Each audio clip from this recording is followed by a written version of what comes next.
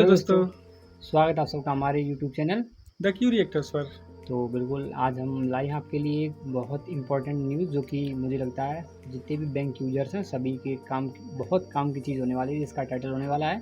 जो टाइटल है वो H D F C bank merger से एस को किस बात की टेंशन, क्रिप्टो टीडीएस खर्चा पानी, एपिसोड 357।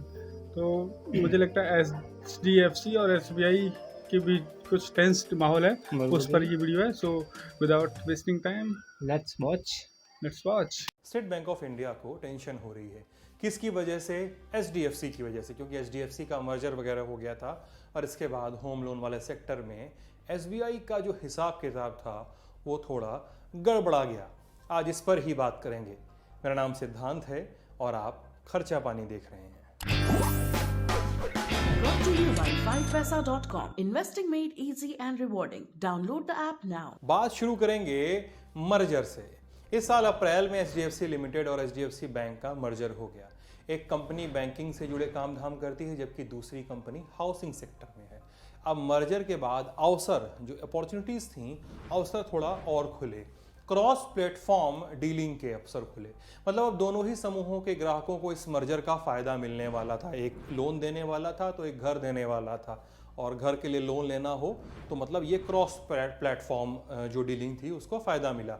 मतलब ऐसे समझिए कि जैसे मैं हूँ और हमारे यहाँ आशीष हैं, हम दोनों ने हाथ मिला लिया और खर्चा पानी और सोशल लिस्ट को हम लोगों के हाथ मिलाने से कुछ फ़ायदा होने, मतलब मोटा मोटी हम ऐसा ही हिसाब बना सकते हैं। अब एचडीएफसी का फ़ायदा कितना बड़ा हुआ? दिमिंट में छपी खबर के मुताबिक एचडीएफसी के लोन बुक 18 लाख करोड़ के आसपास खड़ी है। आईसीआईसीआई बैंक के 8 लाख करोड़ और एक्सिस बैंक के 6.5 लाख करोड़ से कहीं आगे है एचडीएफसी का जो लोन बुक है। और मर्जर के बाद एचडीएफसी का कंपटीशन बस एसबीआई से ही है। इसका लोन खाता 26.5 लाख करोड़ रुपए पर टिका हुआ है। ये आंकड़े 31 दिसंबर 2021 तक के हैं। अब यहीं पर एसबीआई की दिक्कत की बात शुरू होती है। एसबीआई के चेयरमैन दिनेश कुमार खारा ने 22 जून को निवेशकों से बात करते हुए कहा कि उनका बैंक एचडीएफसी मर्ज एंटिटी, यानी एचडीएफसी मर्जर के बाद जो बना है, मर्ज एंटिटी की ताकत पर बढ़त बनाने के प्रयास कर रहा है। ये कंपटीशन कितना तगड़ा है अंदाज लगाइए होम लोन के इस आंकड़े से कि 31 दिसंबर तक एचडीएफसी ने 6 लाख करोड़ रुपए होम लोन के रूप में बांटे और एसबीआई ने 5.5 लाख करोड़ रुपए कर्ज होम लोन के रूप में लोगों को दिया। मतलब एचडीएफसी के मर्जर के बाद एसबीआई को सीधी टक्कर अब इस एचडीएफसी बैंक वाले नए मर्ज एंटिटी से हो रही है। एक्सपर्ट से हम थोड़ा समझने की कोशिश करते हैं कि इस पूरे संघर्ष की महीन बातें क्या है। देखिए, पहली बात तो एसबीआई को कोई घबराने की बात नहीं है, क्योंकि वो पहले भी सबसे बड़ा बैंक था कंट्री का। सारे अगर हम ज्योग्राफिकल उनका रीच देखें तो दुनिया भर में उनके सबसे ज्यादा ब्रांचेस है, रूरल नेटवर्क अच्छा है। ये जो एचडीएफसी और एचडीएफसी बैंक का जो मर्जर होने वाला है वो बेसिकली ऐसे कारणों के लिए किया है क्योंकि बैलेंस शीट इन दोनों बैंक्स की और हाउसिंग डेवलपमेंट फाइनेंस कंपनी की एक बार कंबाइंड होगी तो बड़ी होगी, और ये बड़े लोन्स यानी कि इंफ्रास्ट्रक्चर लोन्स जो होते हैं 20 साल के लिए, 30 साल के लिए, ऐसे बड़े लोन्स देने के लिए वो बैलेंस शीट तैयार होगी। तो रिटेल लोन्स को अगर हम कंपेयर करें तो मुझे नहीं लग रहा है कि इसमें कोई सीधी टक्कर होगी। बड़े टिकट लोन्स के लिए एसबीआई काफी बड़ा नंबर था। काफी बड़े जो इंटरनेशनल और बड़े टिकट साइज के इंफ्रास्ट्रक्चर लोन्स थे वहां पे एसबीआई पहले आता था। अभी ये दोनों कंपनीज का एक बार कंसोलिडेशन होता है तो वहां के लोन्स के लिए तो डेफिनेटली एसबीआई को टक्कर मिलेगी। रिटेल लोन्स के लिए मुझे नहीं लग रहा है कोई बड़ी बात है, क्योंकि देखिए एसबीआई भी रिटेल लोन्स में बड़ा है, एचडीएफसी भी बड़ा है और मार्केट ग्रो कर रहा है। लेकिन जो बड़े साइज के लोन्स है वहां पे पहले एचडीएफसी बैंक अपने खुद के बैलेंस शीट पे एसबीआई को कॉम्पीट नहीं कर सकता था। अभी ये मर्जर के बाद उनकी बैलेंस शीट बढ़ेगी, उनकी लिक्विडिटी भी बढ़ेगी, और ऑब्वियसली जो 20-30 साल के जो बड़े लोन्स होते हैं जहां पे बड़ा टिकट साइज इन्वॉल्व होता है वहां पे एसबीआई को जरूर टक्कर मिलेगी, और वहां पे देखना पड़ेगा कि एसबीआई कैसे इस चैलेंज को मीट करता है। अब एसबीआई थोड़ा अपनी कार्यशैली में परिवर्तन करने को आमादा है।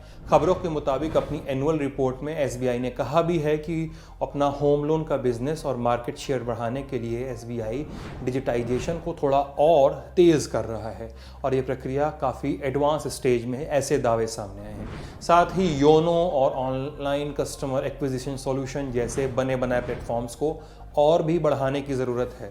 इसके पहले भी मिंट में छपी खबर बताती है कि एसबीआई अपने सभी ऑपरेशन से अलग एक डिजिटल टीम या संगठन, एक अलग यूनिट बनाना चाहता है, डिजिटल यूनिट बनाना चाहता है। मोबाइल ऐप में बदलाव करना चाहता है एसबीआई, ताकि कंपनी को और फ्यूचर रेडी बनाया जा सके। लेकिन इस पूरी कवायद के बीच एसबीआई के डर का सवाल है।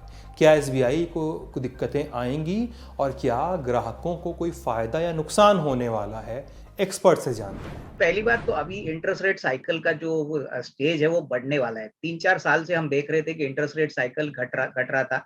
आपको होम लोन्स कहिए या कंज्यूमर ड्यूरेबल लोन कहिए तो बहुत सस्ते में मिलते थे। तो अभी ये मर्जर के बाद देखिए डेफिनेटली कंपटीशन तो बढ़ेगा, क्योंकि कंबाइंड साइज से एचडीएफसी और एचडीएफसी बैंक कंबाइन करेगी। लेकिन अभी भी पूरी तरह से एचडीएफसी का जो मर्जर है वो प्रक्रिया चल रही है। करीबन 1 साल लगेगा ये मर्जर होने के लिए। और रही बात कस्टमर्स के लिए, तो मुझे लग रहा है कि देखिए इनको ज़्यादा से ज़्यादा थोड़ी बहुत रियायत मिल सकती है अगर टिकट साइज़ बड़ा है, अगर कस्टमर पहले से इनके पास लोन ले चुका है। लेकिन नए बोरोवर के लिए मुझे नहीं लग रहा है कि कोई इंटरेस्ट में कोई कंसेशन देगा, क्योंकि इंटरेस्ट रेट अगर बढ़ता है तो बैंकों के लिए सीधा उनका कॉस्ट ऑफ फंडिंग बढ़ती है। तो वेदर वो एसबीआई हो या एचडीएफसी बैंक हो, इसमें लोन्स की कॉस्ट तो बढ़ने वाली है। तो इसमें कोई डाउट नहीं कि आने वाले दिनों में आपको अगर घर खरीदना है या मान लीजिए कोई कंज्यूमर ड्यूरेबल खरीदना है, तो इंटरेस्ट का जो रेट है वो पिछले साल के हिसाब से तो डेफिनेटली बढ़ने वाली है। 2 बातें हैं, एक तो डिजिटल में एसबीआई बहुत पैसा खर्चा कर रहा है, टेक्नोलॉजी में नए-नए जो ऑप्शंस है कस्टमर्स को दे रहा है, तो उससे डेफिनेटली कस्टमर्स को अच्छा महसूस होगा। क्योंकि देखिए आज सर्विस ओरिएंटेड बैंक होगी, डिजिटल ओरिएंटेड होगी, तो लोग यहाँ पे ज़्यादा ट्रांजैक्शन करेंगे, स्पेशली रिटेल को लेके। लेकिन उसके विपरीत एचडीएफसी बैंक ने कहा है कि वो और ब्रांच नेटवर्क बढ़ाना चाहते हैं। तो दोनों physical branch as well as digital का जो पेनिट्रेशन है वो रखना बहुत जरूरी है। अगर एचडीएफसी बैंक की बात करें तो उन्होंने कम से कम 10-15 सालों से डिजिटल को पुश किया है। उसका फायदा उनके कॉस्ट टू इनकम रेशियो में उनको मिला है, यानी कि जो खर्चे होते हैं बैंक के इनकम के कंपैरिजन में उनका सबसे कम है। तो ये एकमात्र रिफ्लेक्शन है कि जितना डिजिटल कोई बैंक यूज करेगी तो आपको ज्यादा आदमी लोग रखने नहीं पड़ेंगे, आपके खर्चे कम रहेंगे और जो भी मुनाफा आएगा वो काफी बड़ा आएगा। ऑफकोर्स इन्वेस्टमेंट टेक्नोलॉजी में पहली बार जब आप करोगे तो थोड़ा बहुत पैसा लगेगा, बट लॉन्ग टर्म में मुझे लग रहा है कि एसबीआई भी जान चुका है कि डिजिटल जो काफी कम है एचडीएफसी बैंक के मुकाबले में, वो अगर करता है तो आने वाले सालों में उनको भी फायदा होना चाहिए। जाहिर है कि देश के सबसे बड़े सरकारी बैंक का मुकाबला प्राइवेट बैंकिंग सेक्टर के सबसे बड़े खिलाड़ियों से है। ऐसे में कॉरपोरेट सेक्टर के लिए लड़ाई बड़ी है। अब चलते चलते जानते हैं एक ज़रूरी चीज़ जो है इनकम टैक्स के नियमों और निर्देशों से जुड़ी हुई, और क्रिप्टो करेंसी से मुनाफा काटने वालों को एक और टेंशन देने की तैयारी हो चुकी है। केंद्रीय प्रत्यक्ष कर बोर्ड यानी सीबीडीटी ने क्रिप्टो करेंसी के लेन देन पर टैक्स काटने को लेकर नोटिफिकेशन जारी किया है। सीबीडीटी ने आयकर अधिनियम में एक नई धारा 194(s) का प्रावधान किया है। इसके तहत 1 साल के भीतर क्रिप्टो और अन्य वर्चुअल डिजिटल एसेट्स जिनकी वैल्यू 10,000 रुपए से ज़्यादा है उसके ट्रांसफर पर 1% टीडीएस चुकाना होगा। नया नियम 1 जुलाई 2022 से लागू होगा। नोटिफिकेशन में कहा गया है कि क्रिप्टो के पेमेंट तारीख से लेकर भुगतान के माध्यम तक को भी बताना जरूरी है। इन प्रावधानों को लागू करने के लिए सीबीडीटी ने फॉर्म 26QE और फॉर्म 16E में टीडीएस रिटर्न फाइल करने के लिए आयकर अधिनियम में कुछ संशोधनों का भी जिक्र किया है। अधिनियम की धारा 194(s) के मुताबिक टीडीएस केवल एक्सचेंज द्वारा काटा जा सकता है जो विक्रेता को क्रेडिट कर रहा है या भुगतान कर रहा है। सर्कुलर में कहा गया है कि ऐसे मामलों में जहां एक्सचेंज और विक्रेता के बीच क्रेडिट या भुगतान ब्रोकर के माध्यम से होता है, जहां ब्रोकर इन्वॉल्व है, तो अधिनियम की धारा 194(s) के मुताबिक टैक्स काटने की जिम्मेदारी एक्सचेंज और ब्रोकर दोनों की होगी। सीबीडीटी ने यह भी बताया कि एक्सचेंजों के द्वारा इकट्ठा किया गया टीडीएस किसी भी महीने के अंतिम दिन से 30 दिन के भीतर जमा किया जाना अनिवार्य है। साथ ही एक्सचेंज को आयकर नियम 1962 में निर्धारित तारीख को या उससे पहले तिमाही के सभी लेन देन के लिए एक त्रैमासिक विवरण फॉर्म संख्या 26QF में देने की भी जरूरत होगी। इस विवरण फॉर्म में एक्सचेंजों को अपने आयकर रिटर्न और सभी लेन देन को शामिल किया जाना है। तो ये था आज का खर्चा पानी। एक तरफ था एसबीआई एचडीएफसी का जो बात थी और दूसरी तरफ ये क्रिप्टो को लेकर जो कुछ नए निर्देश आए हैं उनको लेकर। आपको क्या लगता है, कैसी लगी खबरें, कैसी लगी बातचीत, सब कुछ बताइएगा वीडियो के कमेंट सेक्शन में। कोई सवाल हो, कोई सुझाव हो, कोई शिकायत हो, सब कुछ लिख भेजिए, हम ध्यान देंगे। तो वीडियो तो काफ़ी इन्फॉर्मेटिव था, पर ये टाइटल देख के जैसा हमें लगा कि कस्टमर पे कोई प्रॉब्लम आई है या इंटरेस्ट रेट में कुछ कमी ज़्यादा हुई है।